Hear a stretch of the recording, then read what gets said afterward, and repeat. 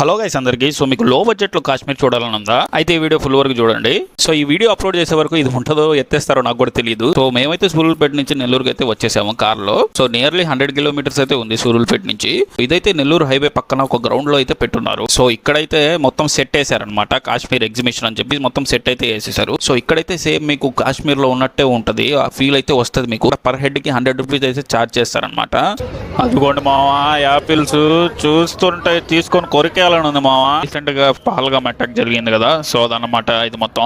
లోపలికి వచ్చినాక పక్కనే పావు బాజీ షాప్ అయితే ఉందన్నమాట. సో ఒక ప్లేట్ తీసుకుని వేస్తా అనమాట.